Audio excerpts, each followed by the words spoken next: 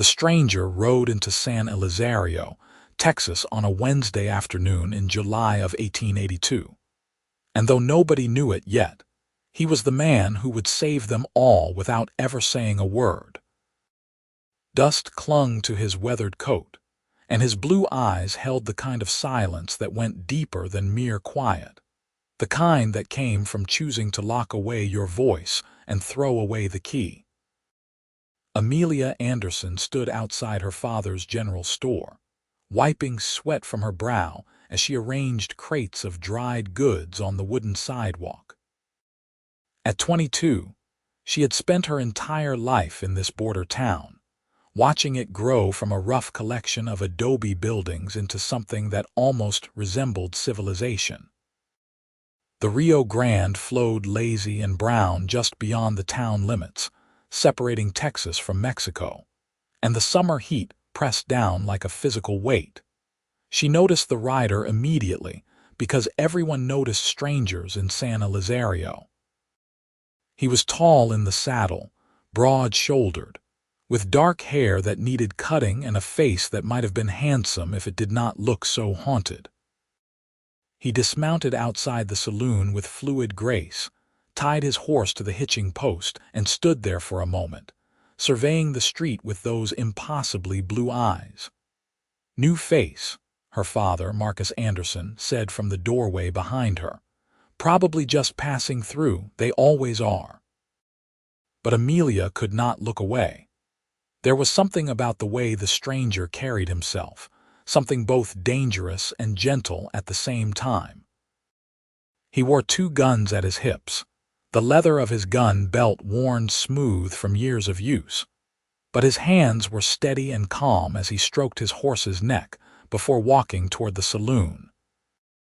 That evening, Amelia heard the story from old Timothy Walsh, who ran the telegraph office and collected gossip like some men collected coins. The stranger had taken a room above the saloon, paid in cash, and had not spoken a single word. Not to the bartender, not to the woman who ran the boarding rooms, not to anyone. He had pointed at what he wanted, nodded his thanks, and retreated upstairs. "Mute, I reckon," Timothy said, leaning against the store counter while Amelia's father tallied the day's receipts. "Or maybe just unfriendly." "Could be both," Marcus said without looking up, but Amelia wondered. She had seen something in those blue eyes, a depth of feeling that suggested the silence was a choice, not a limitation. She thought about him as she helped close up the store, as she walked home with her father through the dusty streets, as she lay in bed that night listening to the sounds of San Elizario settling into darkness. The next morning, she saw him again. He was standing outside the blacksmith shop, watching Abraham Torres work the forge. The blacksmith was explaining something, his hands moving expressively, and the stranger was nodding, paying close attention. When Abraham pointed to the stranger's horse, the man nodded again and led the animal into the shop. Amelia found herself making excuses to walk past the blacksmith's that afternoon. She told herself she needed to speak with Abraham about fixing a broken hinge on one of the store's storage sheds, which was true enough. But mostly she wanted another glimpse of the mysterious rider. She arrived just as the stranger was leading his horse back out. The animal's shoes had been reset, and it stepped lively, refreshed. Abraham waved goodbye, and the stranger handed him payment, touching the brim of his hat in thanks. "Excuse me," Amelia said before she could stop herself. The stranger turned, and up close she could see that he was younger than she had first thought, perhaps 28 or 29. His face was weathered by sun and wind, but his eyes were young, though terribly sad. "I'm Amelia Anderson. My father runs the general store." She gestured vaguely down the street, suddenly feeling foolish. "If you need supplies or anything while you're in town, we have most everything." He looked at her for a long moment, and she felt heat rise in her cheeks that had nothing to do with the Texas sun. Then he nodded once slowly and touched his hat again. His eyes held hers for just a second longer, and she saw something flicker there, recognition maybe, or interest. "Well," she said, her voice sounding too bright in her own ears. "Welcome to San Elizario." He nodded again, then mounted his horse and rode slowly down the main street toward the edge of town. Amelia watched him go, aware that Abraham was watching her with undisguised curiosity. "That one does not speak," Abraham said in his slightly accented English. He had come from Mexico as a boy and still carried the music of Spanish in his voice. "I tried to talk with him about the horse, about the weather, about everything. Nothing. But he listens. He listens very carefully." "Do you think he can't speak, or he won't?" Amelia asked. Abraham shrugged his massive shoulders. "I think there are many reasons a man might choose silence. Perhaps his reasons are his own." Over the following days, Amelia began to see the stranger regularly. He never stayed in one place long, but he was always somewhere in town, always watching, always listening. He would sit outside the saloon in the evening, drinking coffee and observing the street. He would visit the livery stable and help the owner, old Jack Morrison, with the horses, working in comfortable silence that Jack seemed to appreciate. He would stand at the edge of town and look out at the desert, at the distant Franklin Mountains rising purple against the sky. And increasingly, Amelia noticed, he would be wherever she was. Not in a threatening way, but as if he was drawn to her presence. If she was sweeping the sidewalk outside the store, she would look up and find him across the street, pretending to study something in the window of the barber shop. If she walked to the church on Sunday morning with her father, she would see him standing in the shadow of a building, watching her pass. It should have frightened her, but it did not.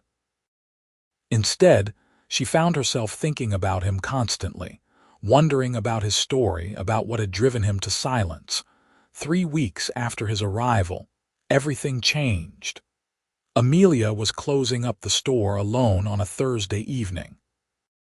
Her father had gone home early with a headache, and she had insisted she could handle the last hour by herself. San Elizario was safe enough, or so she thought. She was bringing in the last crate from outside when she heard horses approaching fast. 3 men dismounted in a cloud of dust, and she knew immediately they meant trouble. They were rough-looking, unshaven, with the hard eyes of men who took what they wanted. "Well, well," the first one said, grinning to show missing teeth. "Store's still open. And look, pretty little thing running it all by herself." Amelia's heart began to pound, but she kept her voice steady. "We are closed for the evening. You can come back tomorrow morning." "Oh, I don't think so," the second man said, advancing toward her. "We need supplies, and we need them now. And we do not much feel like paying." The third man laughed, a sound like breaking glass. "Might take more than supplies, too." Amelia backed toward the door, her hand reaching for the shotgun. Her father kept behind the counter, but the first man was faster. He grabbed her wrist, his grip painfully tight, and pulled her toward him. "Now do not be unfriendly," he breathed, and his breath stank of whiskey and rot. Then the stranger was there. Amelia did not see where he came from. One moment the 3 men were advancing on her.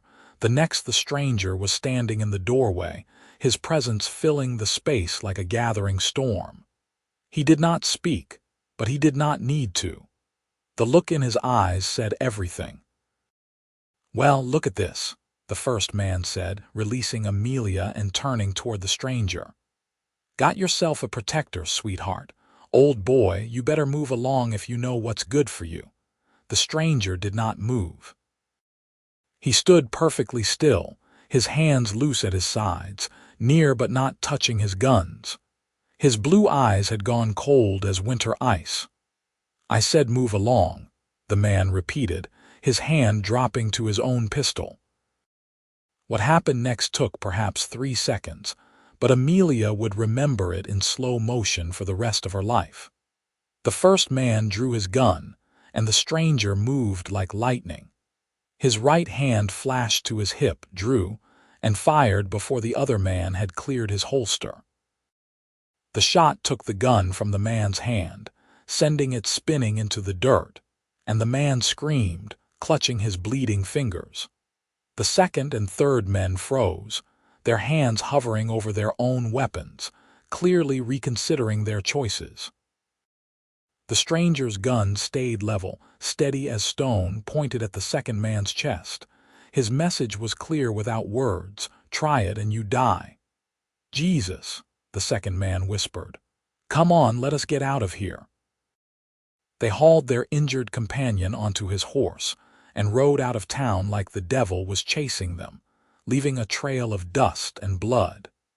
The stranger watched until they disappeared into the gathering darkness, then holstered his gun in one smooth motion. Amelia realized she was shaking. "Thank you," she managed. "I do not know what they would have done if you had not." Her voice trailed off. The stranger turned to look at her, and the coldness left his eyes, replaced by concern. He took a step toward her, then stopped, as if unsure whether his proximity would frighten her. She saw him swallow hard, saw his throat work as if he wanted desperately to say something but could not force the words out. "You saved my life," Amelia said softly. "Do you have a name I can thank properly?" He hesitated, then reached into his coat pocket and pulled out a small leather wallet. From it, he extracted a worn piece of paper and handed it to her. His hands, she noticed, were trembling slightly. By the lamplight from inside the store, she read the paper. It was a letter, addressed to Tobias Owen, dated 7 years earlier, from someone named Sarah. The contents spoke of love and waiting and hope. At the bottom, in a different hand, someone had written, "Return to sender. Sarah Owen died of fever June 1875. Tobias," Amelia whispered, looking up at him. "Your name is Tobias Owen." He nodded slowly, and she saw such pain in his face that her heart ached for him, and Sarah was. He touched his chest over his heart, and she understood. His wife, his love, gone 7 years. "I am so sorry," she said, and meant it with every fiber of her being. Without thinking, she reached out and took his hand. "Thank you, Tobias. Thank you for saving me." He looked down at their joined hands, and something shifted in his expression. Slowly, carefully, he squeezed her fingers, then released them and stepped back. He touched his hat brim, turned, and walked away into the night. Amelia stood there for a long time, holding the letter he had left with her, feeling the place where his hand had held hers tingling like she had touched something electric. Her father was furious when he heard what had happened.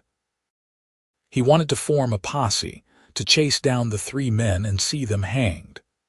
But the sheriff, a practical man named William Carter, pointed out that the men were long gone, probably across the border into Mexico by now, and good riddance. "That stranger saved my daughter," Marcus said over breakfast the next morning, looking at Tobias, who sat at their kitchen table by invitation. "I owe him a debt I can never repay." Tobias shook his head slightly, his meaning clear.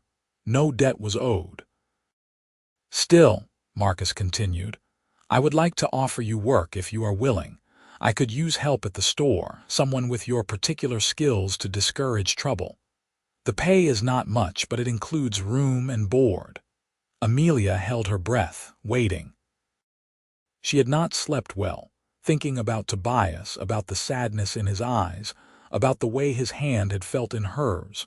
Tobias looked at Amelia, and she saw the question in his gaze. She nodded just slightly and saw relief wash over his features. He turned back to Marcus and nodded his acceptance. "Wonderful," Marcus said. "You can start today. We have a spare room in the back of the store you can use until we find you something better." And so Tobias Owen became part of their lives. He worked at the store during the day, helping lift heavy supplies, deterring potential thieves with his mere presence, and making deliveries around town. He was tireless and efficient, and though he never spoke, he communicated clearly through gestures and expressions. Amelia found herself watching him constantly. She watched the way he moved, economical and graceful. She watched the way he was gentle with children who came into the store, slipping them peppermint sticks when he thought no one was looking. She watched the way he tilted his head when he listened, giving his whole attention to whoever was speaking. And she watched the way he looked at her when he thought she did not notice, with a mixture of longing and fear that made her want to reach out and smooth the worry from his brow. A month passed, then two. Summer gave way to fall, and the brutal heat eased into something more bearable. Tobias settled into the rhythms of San Elizario, becoming a familiar and respected figure. People grew used to his silence, communicating with him through nods and gestures and written notes when necessary. Amelia began bringing him coffee in the mornings, and they would sit together on the bench outside the store before opening, watching the town wake up. She would talk about her day, about her dreams, about the books she loved to read, and he would listen with that complete attention that made her feel like she was the only person in the world. One October morning, she said, "You know, you do not have to tell me anything you are not ready to share. But I want you to know that I would listen if you ever wanted to talk about what happened, about Sarah, about why you stopped speaking." Tobias went very still. For a long moment she thought she had pushed too far, crossed a boundary she had no right to cross. Then he pulled a small notebook from his pocket, the one he used for necessary communication, and began to write. When he handed it to her, she read, "I was away driving cattle north when she died. She called for me at the end, they said. I was not there. I had so many words I wanted to say to her, and I never got the chance. After they buried her, I opened my mouth to speak at her grave and nothing came out. Nothing has come out since. The words are locked inside and I cannot find the key." Tears blurred Amelia's vision. "Oh, Tobias," she whispered, "it was not your fault. You could not have known." He took the notebook back and wrote, "My head knows that. My heart does not." She reached over and took his hand, lacing her fingers through his. "Then maybe your heart needs time to learn it again." He looked at their joined hands, then up at her face, and what she saw in his eyes made her breath catch. It was desire and affection and terror all mixed together. "I am not afraid of your silence," she said softly. "I have come to treasure it, actually. You listen in a way most people never do. You see things others miss. Your silence has taught me to pay attention to what matters." He squeezed her hand, and she saw his throat work as if he was trying to speak. His lips parted, but no sound came. The frustration that crossed his face broke her heart. "It is all right," she said. "I do not need words to know what you are feeling." But she was lying, just a little. Because as the weeks turned into months, as her feelings for Tobias grew from admiration to something much deeper and more frightening, she found herself desperately wanting to hear his voice. She wanted him to say her name. She wanted him to tell her how he felt. She wanted the words that were locked inside him to finally break free. Winter came, cold and dry, with winds that blew down from the mountains and rattled the windows of San Elizario. Tobias moved from the back room of the store into a small house at the edge of town, a place that had stood empty since its owner died the previous spring. Amelia helped him make it habitable, hanging curtains and arranging furniture, and tried not to think about how domestic it felt, how right it felt to be making a home with him. On Christmas Eve, her father invited Tobias to dinner. They ate roasted chicken and potatoes, and Marcus told stories about Amelia's childhood that made her blush and made Tobias's eyes crinkle with silent laughter. After dinner, they sat by the fire, and Marcus excused himself to bed, leaving them alone with a knowing look. "I have something for you," Amelia said, suddenly nervous. She retrieved a package from behind her chair and handed it to him. Tobias unwrapped it carefully, and his eyes widened when he saw what was inside. A new leather-bound journal, much nicer than his working notebook, with his initials embossed on the cover. "I thought maybe you could use it to write down your thoughts," she said. "The things you would say if you could. Maybe getting them out on paper would help." He ran his fingers over the leather, then looked up at her with such gratitude and warmth that she felt bold enough to continue. "I have feelings for you, Tobias," she said, her heart pounding. "Deep feelings. I think I might be falling in love with you, and I need to know if you feel anything similar, because if you do not, I need to protect my heart before it is too late." He set the journal down carefully and reached for her hands, pulling her closer. His blue eyes burned into hers, and slowly, deliberately, he brought her hands to his chest, pressing them over his heart. She could feel it pounding, racing like a wild thing. Then he took up his working notebook and wrote quickly. "I fell in love with you the day I rode into town and saw you standing in the sunlight like an angel. Every day since, I have loved you more. But I am broken, Amelia. I have nothing to offer you but silence." "Then give me your silence," she whispered. "Give me your silence and your heart, and that will be enough." He pulled her into his arms, holding her tight against his chest, and she felt him shaking. When she pulled back to look at his face, she saw tears streaming down his cheeks. She reached up and wiped them away, and he caught her hand, pressing a kiss to her palm that sent shivers down her spine. "Kiss me," she said. "Please, Tobias, kiss me." He cupped her face in his hands, his touch reverent, and lowered his mouth to hers. The kiss was gentle at first, tentative, but when she pressed closer, it deepened into something that made her forget her own name. His lips were warm and soft, and he kissed her like she was precious, like she was everything he had ever wanted and thought he could never have. When they finally broke apart, both breathing hard, he rested his forehead against hers. "I love you," she whispered. "I love you, Tobias Owen." He pulled back just enough to look into her eyes, and she saw him try again to speak. His lips formed the words, "I love you too," but no sound came out. The frustration and pain that crossed his face was almost more than she could bear. "I know," she said, touching his cheek. "I know you do. I can see it in everything you do. I do not need to hear it to believe it." But she did need it. She hated herself for needing it, but some part of her yearned to hear his voice, to have him say her name just once. Spring arrived with wildflowers blooming in the desert and hope blooming in Amelia's heart. Tobias courted her properly, with her father's blessing, bringing her small gifts and taking her on long walks along the Rio Grande. They communicated through touches and looks and written notes, and most of the time it was enough. But sometimes, late at night, Amelia would lie awake and wonder if it would always be this way. She wondered if he would propose without words, if they would marry in silence, if their children would grow up never hearing their father's voice. She wondered if she was strong enough to live a lifetime of silence, and she hated herself for doubting. In April, Marcus Anderson fell ill with pneumonia. What started as a simple cold turned serious within days, and despite the doctor's best efforts, he grew weaker by the hour. Amelia sat at his bedside, terrified, holding his hand while Tobias stood behind her, his hands on her shoulders.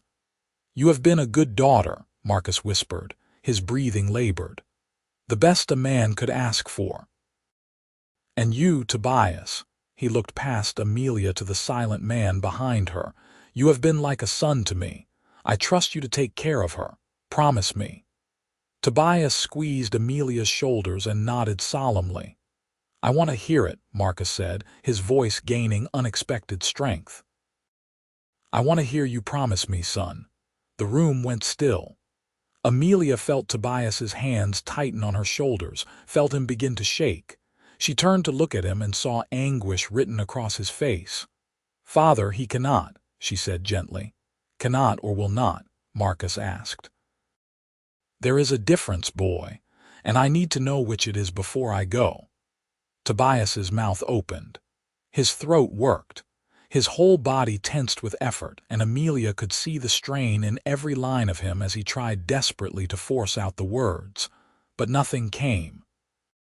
Finally, defeated, he grabbed his notebook and wrote, "I promise on my life and my soul that I will love her and protect her always." Marcus read it and smiled. "That will do," he said softly. "That will do." He died that night peacefully with Amelia holding one hand and Tobias holding the other. At the funeral, half the town turned out to mourn Marcus Anderson, a good man who had served San Elizario faithfully for 30 years.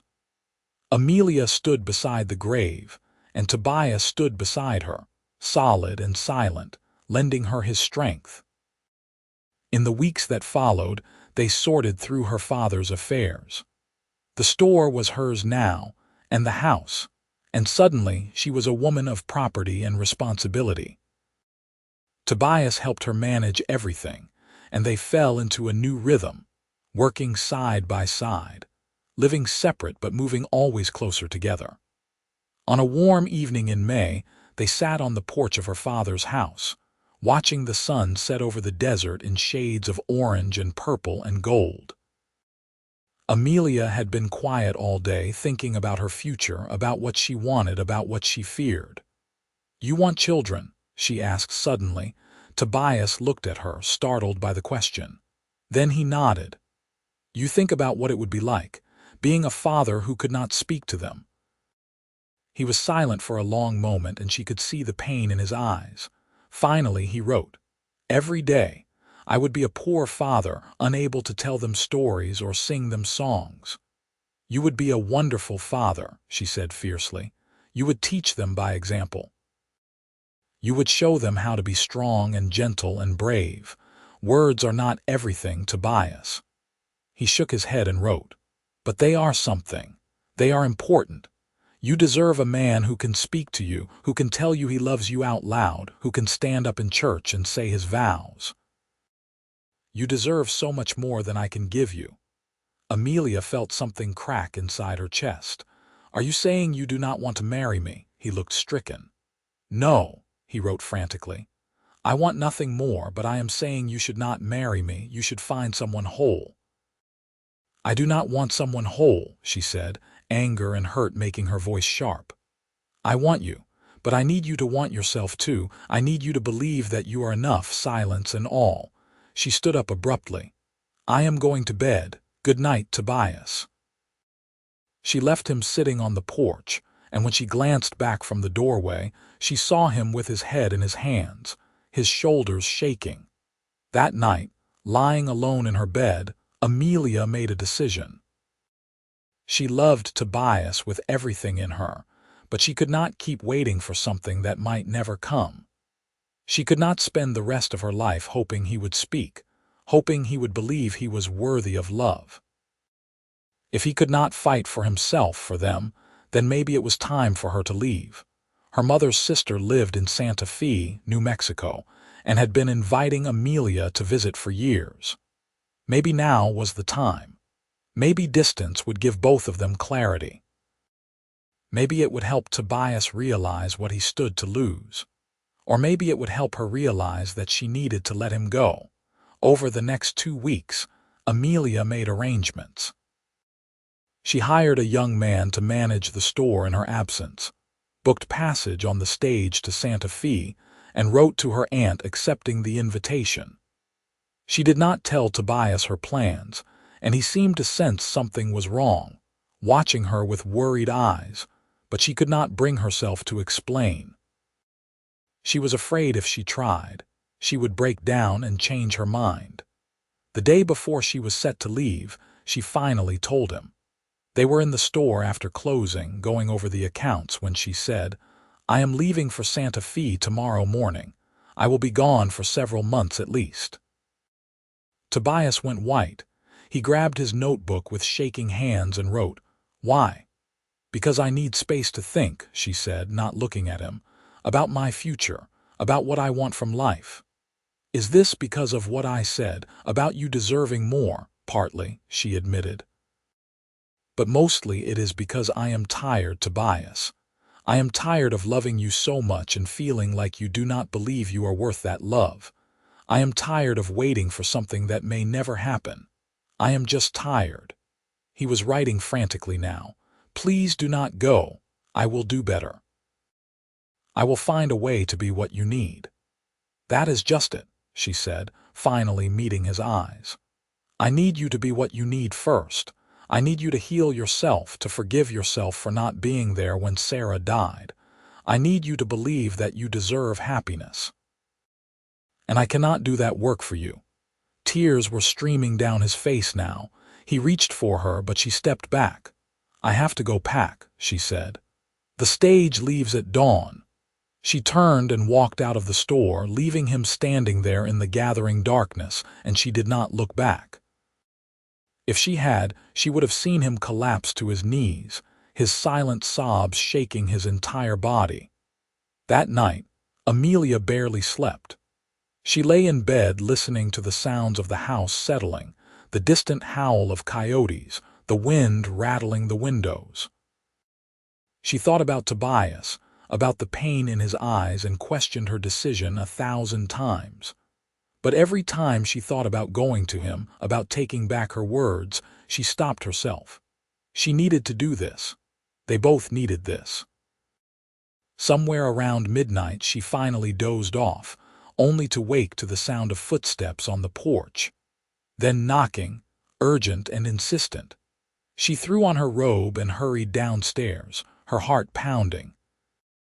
When she opened the door, Tobias was standing there, and in the moonlight she could see that he had been crying, his eyes red and swollen. "Tobias," she whispered. "What are you doing here?" He just looked at her, his chest heaving, his hands clenched into fists at his sides. She could see him trembling with the effort of holding himself together. "Come inside," she said gently. "Please." He shook his head violently and pulled out his notebook with shaking hands. He held it out to her, and she took it, angling it toward the lamplight to read what he had written. "I do not want you to go. I cannot let you go without trying to say what I have needed to say for 7 years. I have been writing all night, and I need you to read this. Please." "All right," she said softly. "All right, I will read it."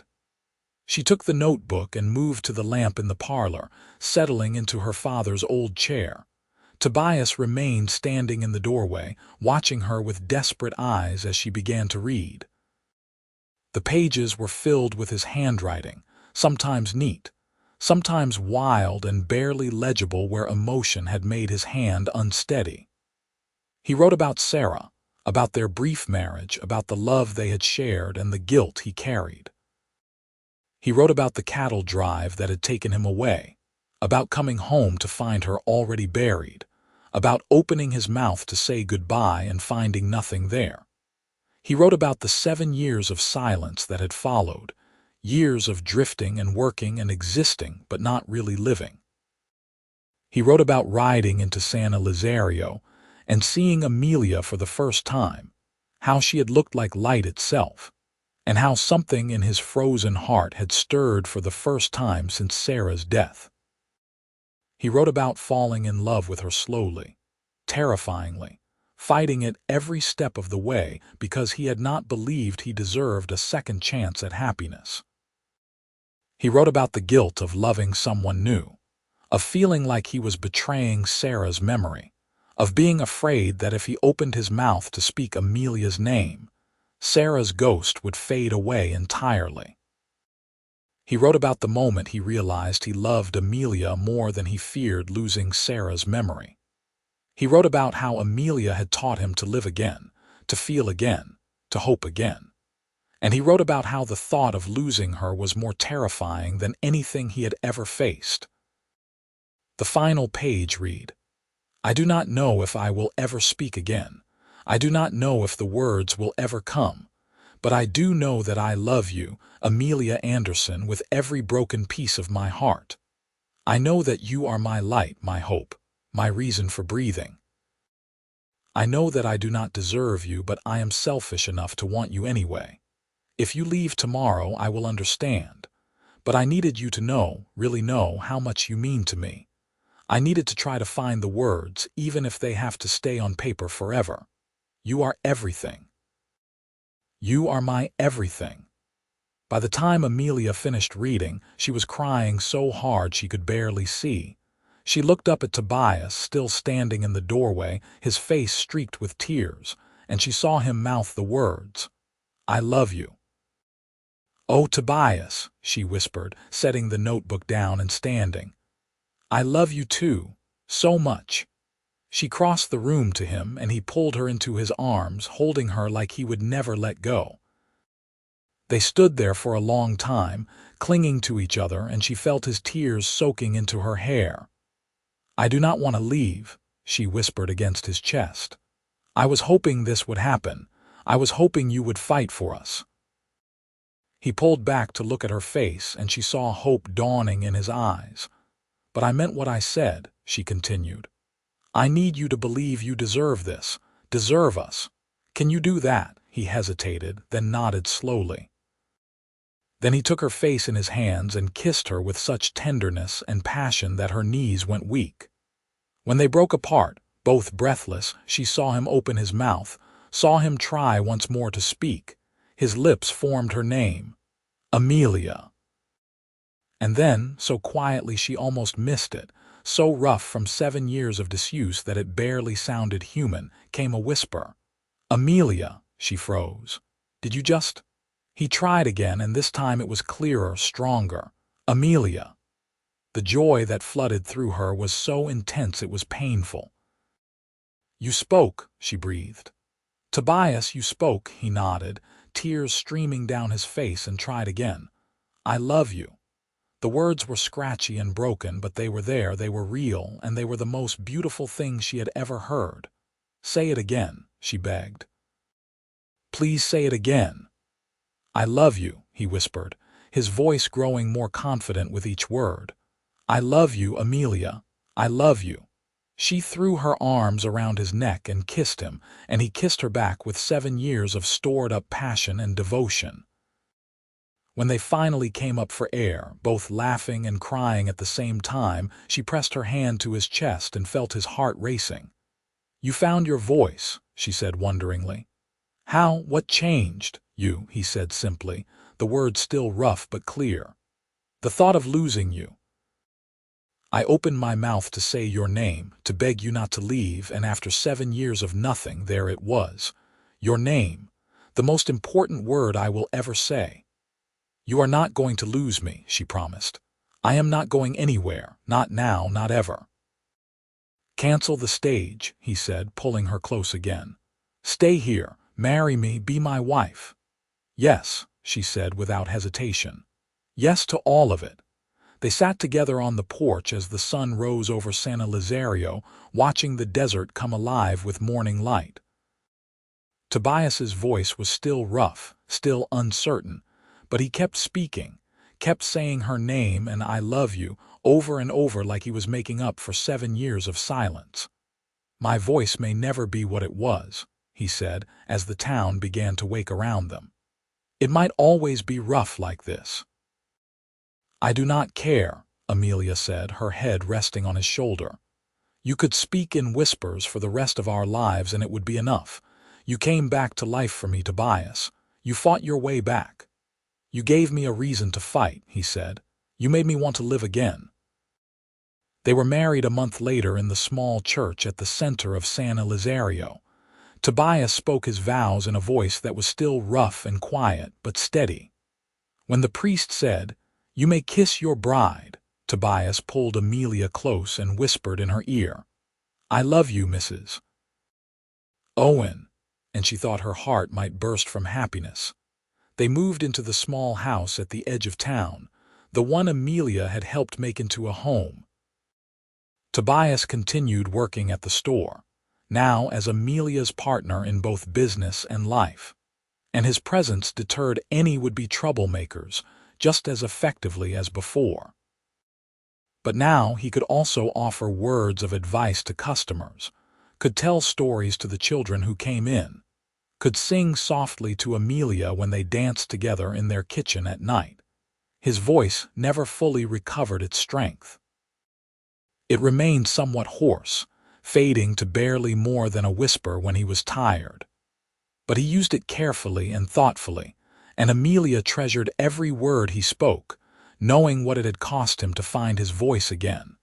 Their first child, a son, was born the following spring. They named him Marcus, after Amelia's father, and Tobias wept when he held his son for the first time. That night, with their baby sleeping in the cradle beside their bed, he sang a lullaby in his rough voice, and Amelia fell in love with him all over again. 2 years later, a daughter arrived, and they named her Sarah, honoring the woman who had been Tobias's first love. Amelia had suggested the name herself, understanding that Sarah would always be part of Tobias's story, part of what had shaped him into the man he became.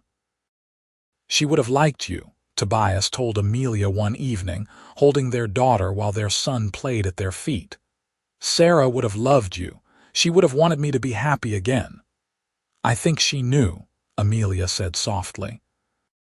"I think somehow she knew you needed to find your way back to the world, and she let you go so you could." As the years passed, their family grew.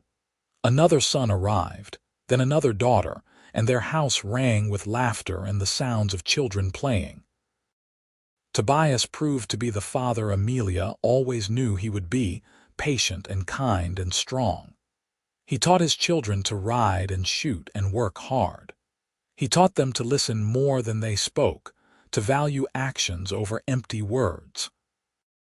And he told them stories, wonderful stories of the old days, of cattle drives and frontier towns, and a love so strong.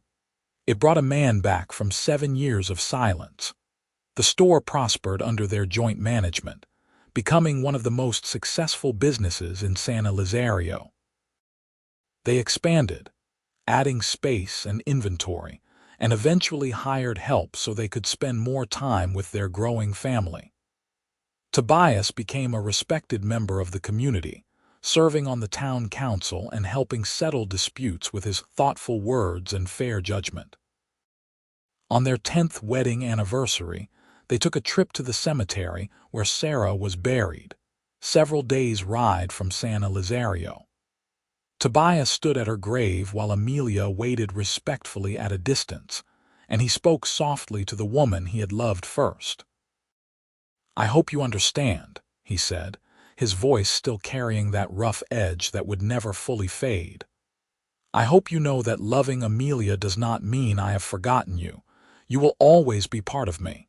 But Amelia brought me back to life. She gave me a reason to speak again, to live again. And I think you would have wanted that for me." When he returned to Amelia's side, she took his hand. "Are you all right?" she asked. "I am," he said, and smiled at her. "I am more than all right. I am happy, Amelia, truly, completely happy, and I owe that to you." "We owe it to each other," she corrected. "You taught me that love is not about perfect words or grand gestures. It is about showing up day after day and choosing each other. It is about fighting your way back from the darkness because the light is worth reaching for." They stood there for a while longer, holding hands in the quiet cemetery, before mounting their horses and riding home to San Elizario, to their children, to the life they had built together. Years continued to flow like the Rio Grande, steady and sure. Their children grew into fine young adults, each carrying something of both their parents in them. Marcus, the eldest, inherited his father's quiet strength and his mother's head for business, eventually taking over the store. Sarah, named for a ghost but alive with her own fire, became a teacher, educating the children of San Elizario with patience and care. The younger children found their own paths, some staying in town, others venturing out into the wider world. Tobias's voice remained rough all his life, a permanent reminder of the 7 years of silence and the night he finally broke free. But he never took his ability to speak for granted. Every morning he would wake beside Amelia and whisper, "Good morning, my love," and every night before sleep he would say, "I love you." These bookends of his days became sacred rituals, promises kept and renewed with each rising and setting sun. On quiet evenings, when the children were grown and the house was empty save for the two of them, they would sit on the porch as they had done since the beginning. Tobias would tell Amelia stories from his past, filling in the details of his life before her that he had been unable to share during those silent months. She learned about his childhood on a ranch in Wyoming, about breaking horses with his father, about falling in love with Sarah at a church social when they were both barely 18. "You ever regret it?" she asked him once, on a cool evening in autumn of their 20th year together. "Those 7 years you lost to silence." He was quiet for a moment, considering. "I used to," he said finally. "But now I think they were necessary. I had to learn to live in silence before I could appreciate the gift of speech. I had to lose my voice before I could find it again, truly find it, and understand what it meant to use words that mattered." "You always were philosophical," she teased, squeezing his hand. "You make me want to be thoughtful," he said, bringing her hand to his lips. "You make me want to be worthy of you." "You have always been worthy," she said firmly. "Even in silence you were worthy." As they entered their later years, as their hair turned silver and their steps slowed, their love only deepened. They had weathered storms together, both literal and metaphorical. They had faced droughts that threatened their livelihood, illnesses that tested their strength, and the inevitable heartaches that come with living a full life. Through it all, they held fast to each other, their bond forged in silence and speech, in fear and courage, in doubt and certainty. On their 30th anniversary, the entire town of San Elizario threw them a celebration. Tables were set up in the main street, laden with food and drink, and music filled the air. Their children and grandchildren surrounded them. 3 generations gathered to honor the love that had started with a mute cowboy who had not spoken in 7 years, and a young woman brave enough to love him anyway. "Speech," someone called out, and others took up the chant. "Speech, speech." Tobias stood, his voice still rough but stronger than it had been in years, carrying across the crowd with hard-won confidence. 30 years ago, he began, and the crowd quieted to hear him. "I rode into this town broken and silent, convinced I had nothing left to offer the world. I had lost my first love, and with her, I lost my voice. I thought that was the end of my story." He paused, looking down at Amelia, and smiled. "But then I saw a woman standing in the sunlight, and something in my frozen heart began to thaw. She did not need me to speak to see who I was. She did not need words to understand my heart. She taught me that sometimes the bravest thing you can do is love someone, fully and completely, without knowing if that love can be returned in the way you need." Amelia's eyes filled with tears as he continued. "She gave me time. She gave me patience. She gave me space to heal. And then, when I was ready to give up, when I was ready to let her go because I thought she deserved better than a broken man, she refused to accept my surrender. She made me fight for her, for us, for myself. And in fighting for her, I found my voice again." He reached down and took Amelia's hand, pulling her to her feet beside him. "Amelia, you are the bravest, strongest, most beautiful person I have ever known.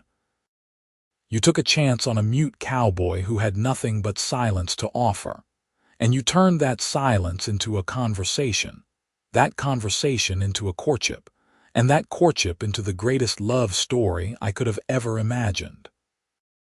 Every word I have spoken in the last 30 years has been a gift from you.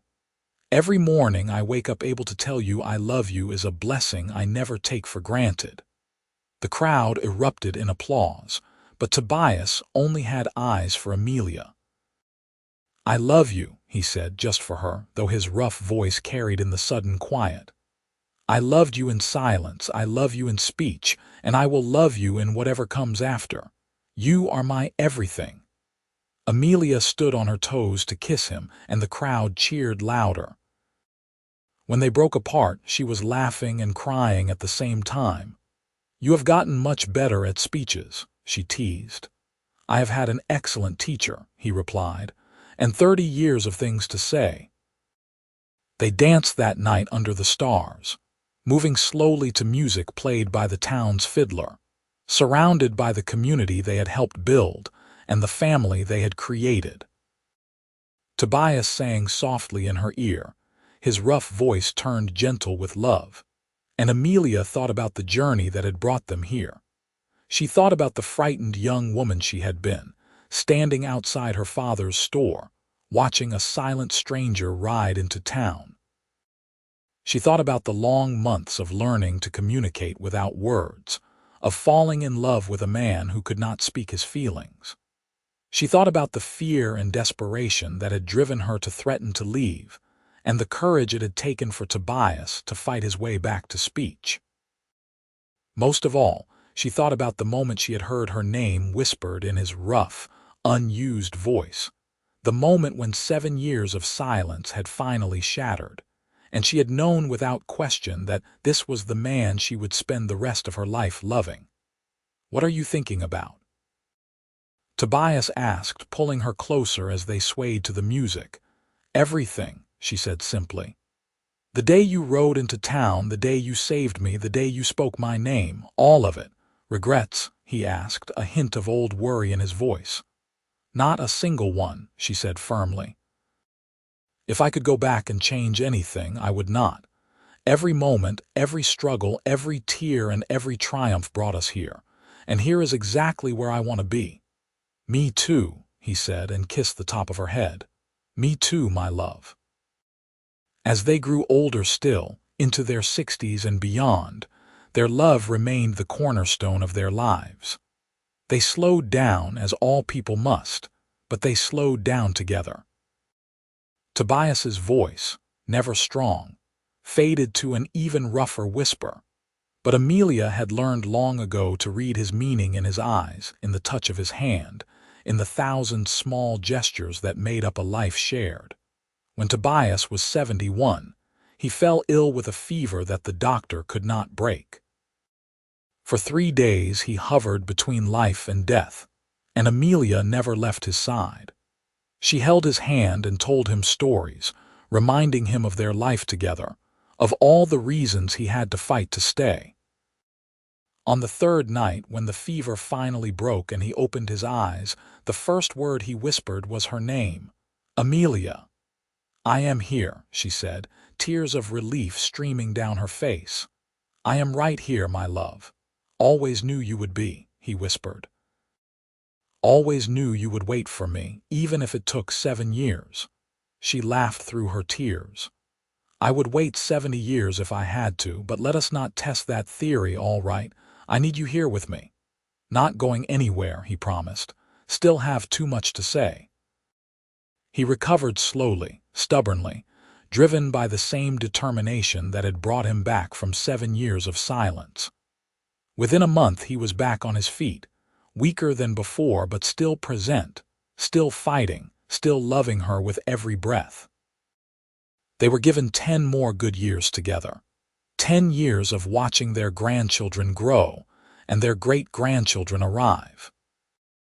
10 years of sunrises and sunsets on their porch, of quiet conversations and comfortable silences, of a love that had been tested and proven again and again to be unbreakable. When Tobias was 81, he passed quietly in his sleep, with Amelia beside him as she had been for 47 years. His last words, spoken the evening before, had been the same words he said every night. "I love you, Amelia. I love you." The town mourned his passing, remembering the silent stranger who had become one of their pillars, the man who had proven that love could overcome anything, even 7 years of silence.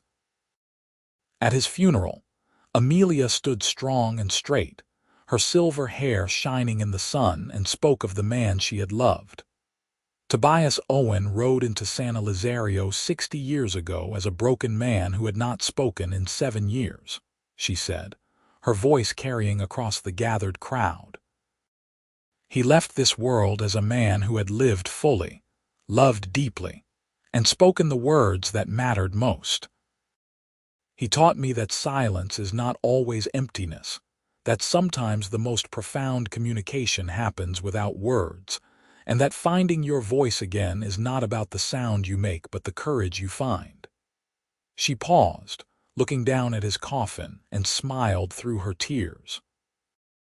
He whispered my name the night I almost left, and in that moment, everything changed. He found his voice because he was willing to fight for love, to fight for us. And I will carry that gift with me for whatever time I have remaining. I will remember the sound of his rough voice saying I love you every morning and every night. I will remember the man who taught me that love is worth fighting for, even when the fight seems impossible. Amelia lived another 5 years after Tobias's death, surrounded by the family they had built together. She ran the store until the end, sharp-minded and strong-willed, a testament to the strength she had found in loving and being loved. On a warm spring morning she passed peacefully in her sleep, and the entire town of San Elizario turned out for her funeral. She was buried beside Tobias, their graves side by side under the endless Texas sky, and on her headstone was engraved, Amelia Owen, beloved wife, mother, grandmother. She taught a silent man to speak again with the power of her love. Their children gathered at the graves after the funeral, Marcus now an old man himself, Sarah with silver in her dark hair. "You remember the stories Father used to tell us?" Sarah asked quietly. "About how he had not spoken for 7 years before Mother made him want to find his voice again." "I remember," Marcus said. "He said she was light itself, and he had been living in darkness for so long he had forgotten what it was like to see." They had the kind of love people write stories about, their youngest brother, James, added. The kind that overcomes impossible odds and lasts beyond death. They had the kind of love that changed the world, Marcus corrected gently. Maybe not the whole world, but their world, our world. They taught us what it means to fight for what you love, to never give up on the people who matter, to believe that redemption is always possible. The siblings stood together in the warm sunshine, 3 generations removed from the day a silent cowboy rode into San Elizario, and they felt the legacy of that love surrounding them. It lived in the store that still bore the Anderson name. It lived in the town that had watched the romance unfold.